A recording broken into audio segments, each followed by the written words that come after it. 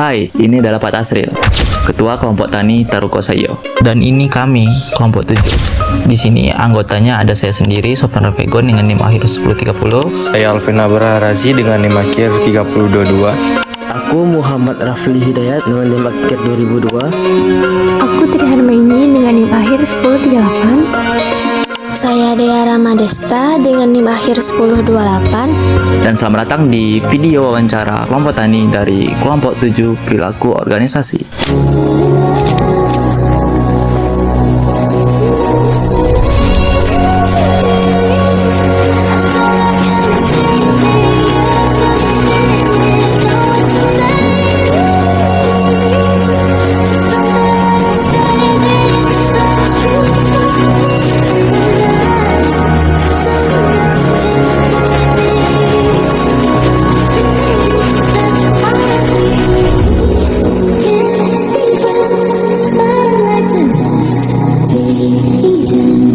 Nah, di sini kami membagi pertanyaan menjadi 8 segmen. Yang pertama itu profil kelompok tani. Tani Tarukosayo itu berdiri kapan dan berapa anggotanya, Pak? Yang kedua, perilaku organisasi. Apa saja kebiasaan kelompok tani Tarukosayo, Pak? Yang ketiga, perilaku individual. Kan dulu Jawa Kota itu kan ada yang masih bertahan, ada yang baru masuk gitu Pak. Tuh berarti ada yang banyak pengalaman, ada yang masih masuk tapi pengalaman sedikit. Kayak cara Bapak menyatukan antara dua generasi itu Pak, gitu Pak. Ya, cara menyatukan. Yang keempat, budaya dan nilai. Nah, jadi gini Pak, dalam kelompok tani Tarukosayo ini nilai apa sih teman? Yang kelima, kepemimpinan dan pengawasan. Baik Kak, kalau Bapak sebagai ketua, cara Bapak mengambil keputusan itu gimana? Ya tentu Yang keenam, teori organisasi. Nah, dari teori organisasi, Pak, untuk suasana kelompok tani gimana, Pak? Antar kelompok tani, Pak, dia akrab di dalam sebagai formalitas saja atau di luar juga akrab, Pak? ya kalau Yang ketujuh, struktur dan desain organisasi. Gimana, Pak, struktur dari kelompok tani Bapak, tuh, Pak? Siapa-siapa aja, Pak? ya kalau Yang kedelapan, kekuasaan dan politik. Tanah politik, Pak. Selain jabatan, apa sih, Pak, yang membuat anggota tuh saling menghormati, Pak? Nah, dari 8 segmen pertanyaan yang kami ajukan kepada petani, kami meringkas 8 segmen tersebut. Yang pertama itu segmen pertama, satu profil kelompok tani. Pertanyaannya yaitu sejak kapan kelompok tani Tarukosayo berdiri dan sekarang berapa jumlah anggotanya. Jawaban dari Bapak tersebut, kelompok tani Tarukosayo berdiri sejak 1996, yang awal anggotanya 54 dan sekarang tinggal 27 anggota saja yang masih aktif. Karena beberapa lahan dari petani tersebut kena atau digunakan untuk pembuatan lahan atau perumahan.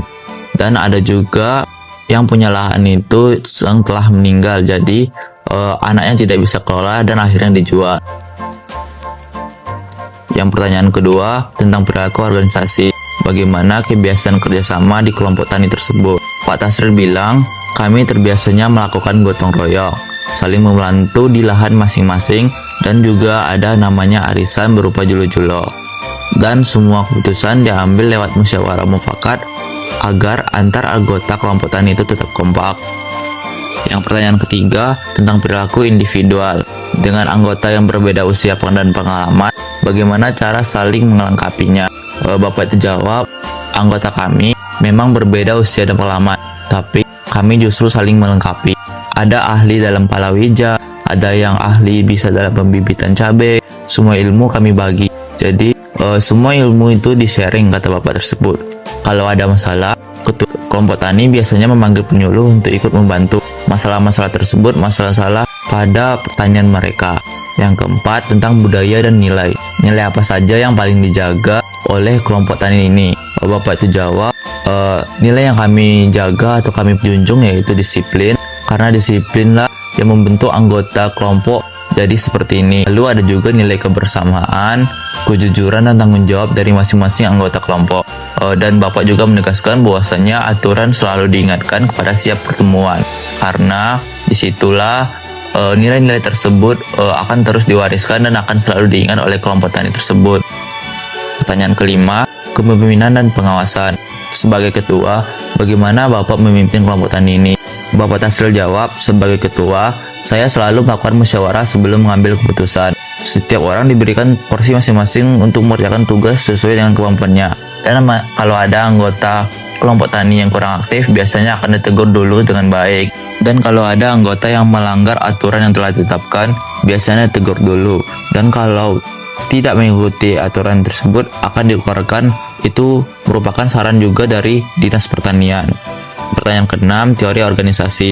Bagaimana suasana hubungan antar anggota di sini? Bapak terjawab, suasana di kelompok ini seperti keluarga. Kami akrab, tapi aturan tetap dijalankan. Kalau ada masalah besar dalam pertaniannya, biasanya akan dilakukan musyawarah mufakat siapa yang bisa menyelesaikan masalah tersebut, bagaimana solusinya.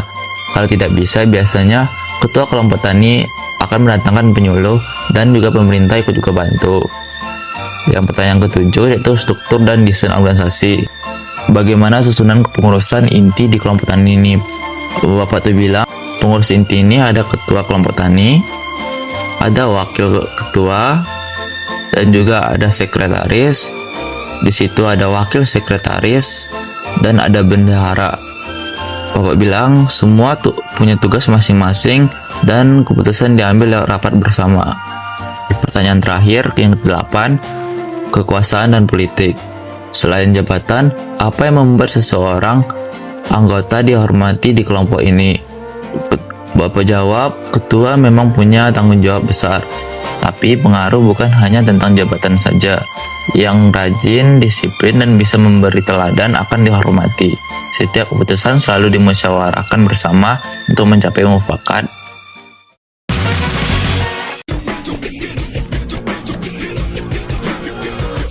At the starting of the week, at Summit Talks, you'll hear them speak.